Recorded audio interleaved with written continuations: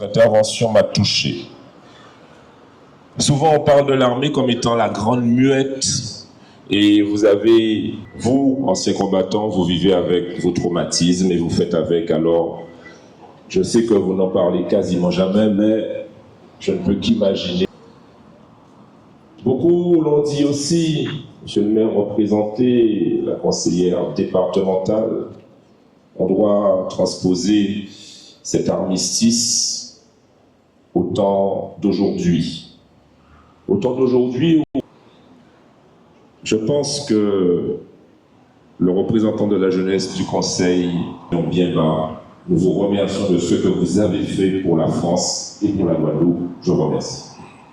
Jeune majorette qui a eu un malaise et notre employé de la police.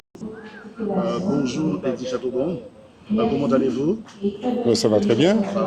Donc, cette journée représente quoi pour vous? C'est important dans la vie de l'homme de pouvoir commémorer ce 11 novembre, puisqu'il y a des personnes qui se sont battues pour notre liberté.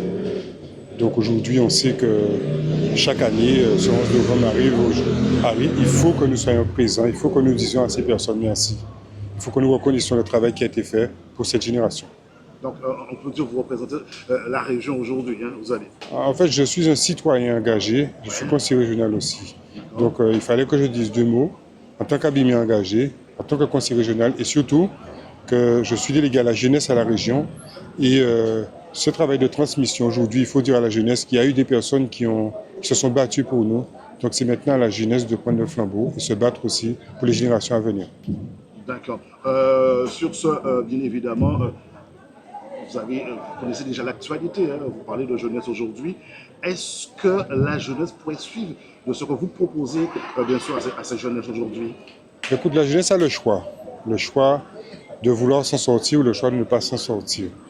En tant que région, en tant que politique, il y a beaucoup de dispositifs qui sont mis en place pour cette jeunesse. Cette jeunesse puisse se retrouver, s'accomplir. Il n'y a pas que la région, il y a le conseil départemental, il y a les associations, il y a les mairies, il y a beaucoup de dispositifs institutionnels, en tout cas, qui sont présents pour permettre à la jeunesse, hormis l'école, de se réaliser. Donc la jeunesse a le choix, aujourd'hui, de prendre son destin en main. D'accord. On te dit merci déjà, et puis, comme on dit, bon 11 novembre. Hein. Merci, et puis j'espère que la jeunesse va pouvoir commémorer chaque année cette date. Merci en tout cas. Allez, excellente journée. Merci.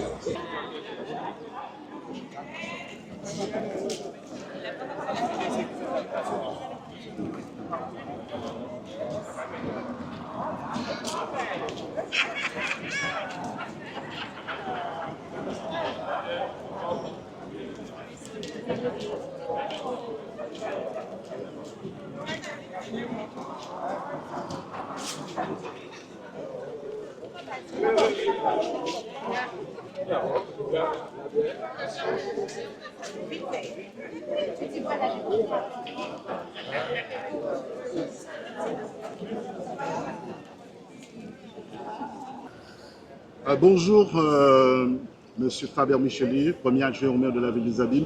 Donc aujourd'hui, concernant cette journée, le 11 novembre 2025, ça signifie quoi pour vous? Eh bien, nous commémorons tout simplement l'armistice, c'est-à-dire cette signature de paix, il y a 107 ans de cela, qui mettait fin à la Première Guerre mondiale. Et donc, c'était un moment de souffrance, de guerre, d'ignominie, de grosses blessures, de souffrance et de barbarie. Et donc, c'est important pour nous, au niveau de la ville des Abîmes, de pouvoir commémorer tous les ans le 11 novembre. Mais ce qu'il faut retenir, c'est qu'aujourd'hui, eh bien, la guerre est aux portes de l'Europe. Et donc, à travers l'Ukraine et l'Union soviétique, mais aussi la guerre d'une manière générale dans le monde. Parce qu'Israël, avec les Palestiniens et d'autres guerres qui se préparent. Et donc, aujourd'hui, nous sommes dans une période troublée, dans un temps compliqué. Et donc, je profite de l'occasion pour dire que nous voulons une paix durable au nom de la liberté, de la fraternité et de l'égalité. Et ça me fait aussi profiter pour faire passer un message à la jeunesse guadeloupéenne, pour leur dire de déposer les armes. On a trop de morts, trop de décès par balle dans notre région, dans notre territoire, dans notre archipel, la Guadeloupe. Et c'est tous les jours, c'est cette jeunesse qui s'effrite, c'est cette jeunesse qui s'en va. Et donc, et comme je dirais, un département, une région, un pays sans jeunesse, eh bien c'est un pays sans avenir, voué très certainement à l'échec. Et donc, je profite de l'occasion pour dire que de faire l'armistice au niveau de notre département pour qu'on ne puisse pas avoir autant de jeunes qui s'en vont comme ça. Alors c'est ce message-là, message de paix, au nom, je répète, au nom de la liberté, de l'égalité, de la fraternité. Donc c'est ce message-là que je voudrais qu'on puisse retenir à travers ce 11 novembre 2025. D'accord. On a entendu votre message, mais qu'est-ce que vous proposez comme solution pour les jeunes? Parce qu'aujourd'hui, vous connaissez donc les propos des jeunes aujourd'hui, il n'y a pas de travail, il n'y a pas de faillite. Qu'est-ce que vous pouvez répondre vis-à-vis de ça? Non, ce que je peux répondre, déjà, l'éducation commence par le cercle familial. Oui. Et donc, il faudrait que l'autorité parentale puisse revenir. Parce que moi, j'ai connu une époque que ma mère, mon père et même mes voisins pouvaient me corriger. Donc, il faut qu'on puisse commencer par là, c'est-à-dire l'éducation des enfants, l'éducation parentale. Après, évidemment, au niveau des élus, il y a, quel que soit le niveau, au niveau de l'État, au niveau du département, au niveau de la région, au niveau des communes, au niveau des EPCI, donc il y a des choses à mettre en place. Et chacun, je dis souvent que nous vivons dans la cité. Et dans la cité, il y a un meuble. Et dans ce meuble, le meuble, c'est l'État. Et il y a des tiroirs, il y a les villes, il y a les régions, il y a le département. Donc chacun a sa compétence. Mais la compétence sécurité, c'est l'État qui doit l'avoir. Et donc aujourd'hui, moi, ce que je demande à l'État aussi, c'est une meilleure surveillance du territoire maritime. Parce que quelles que soient les armes, quel que soit tout ce qu'on veut, la drogue, ça rentre par la mer. Donc il faut commencer par là. Ensuite, élu, il faut évidemment développer une économie pour qu'on puisse, pour que les jeunes puissent s'insérer, pour que les jeunes puissent travailler. Mais en même temps, nous voyons le progrès technique, l'IA. Aujourd'hui, plus on avance, plus on se modernise et plus ça crée du chômage. Donc on ne peut pas rester en reste. Donc il faut réinventer, il faut trouver, parce qu'on arrive au bout d'un système, il faut réinventer, il faut trouver des solutions pour qu'on puisse avancer. Parce que ce n'est pas uniquement, je dirais, comment dirais-je, la répression qui va faire changer les choses, mais c'est une volonté collective qui doit se mettre en branle, depuis les parents, en passant par les politiques, mais aussi retrouver, parce qu'avant on avait le service militaire. On avait le service militaire avant. Et donc à travers le service militaire, et donc on pouvait, comment dirais-je, c'était pratiquement des maisons fermées, quoi. Et donc on pouvait aussi inculquer un certain nombre de principes fondamentaux à nos jeunes. Donc c'est tout ça qu'il faut peut-être reconstruire, mais d'une manière, je dirais, actualisée, parce que ce qui était valable hier n'est pas peut-être forcément valable aujourd'hui. Donc c'est tout cela, c'est tout le monde, la main dans la main, que nous devons mettre en place des choses, et qu'il faut aussi que la jeunesse aussi soit consciente. Merci en tout cas, excellente journée à vous. Bonjour. Bonjour. Vous allez bien? Ça va. Belle journée. Très belle journée. Bien ensoleillée. Vous pouvez nommer comment? Alors, Adèle Marilène. Oui, vous représentez? Le département, conseillère départementale du grand 3e canton des Abyes. D'accord. Aujourd'hui, cette journée inspire quoi pour vous? Il est important que le département soit présent, que nous soyons présents.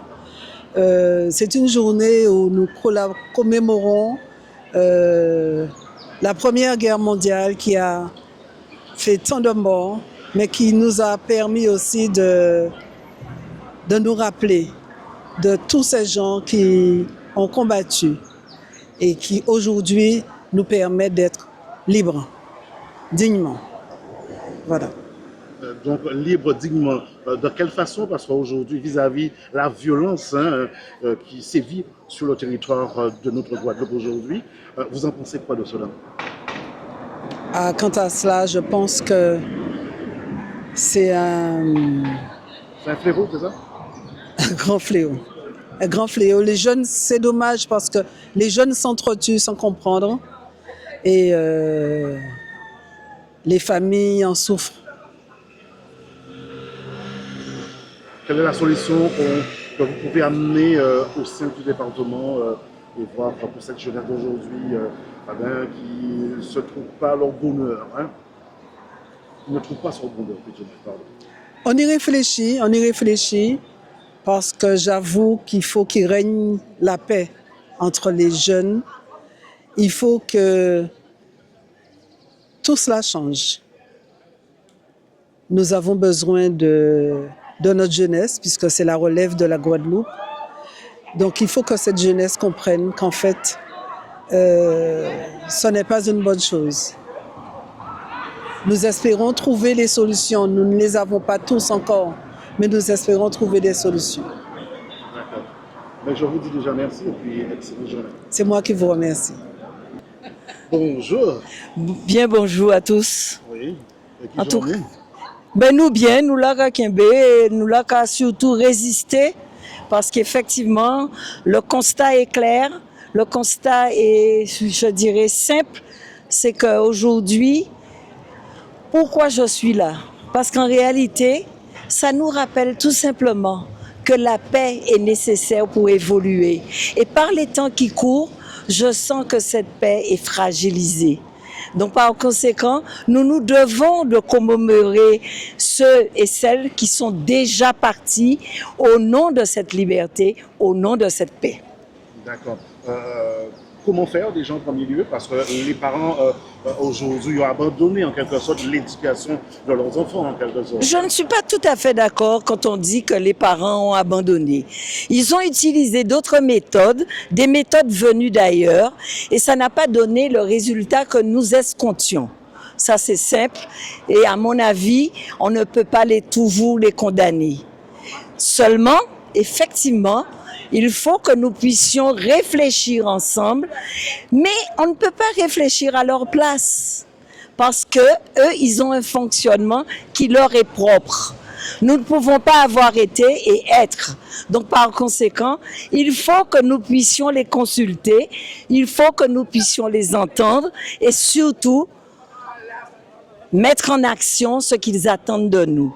Parce qu'il ne s'agit pas aujourd'hui de parler, de faire à leur place. Il faut faire avec eux et c'est seulement à partir de ce moment-là que nous aurons des résultats. D'accord. Ben, en tout cas, c'est bien dit. Et bien, je te souhaite déjà une excellente journée. Rappelle-moi ton prénom et ton nom. Maggie Céligny. Enchanté. Voilà. Enchanté. Ravi de vous revoir en tout cas. C'est un plaisir. Allez, à très bientôt. Au revoir. Au revoir.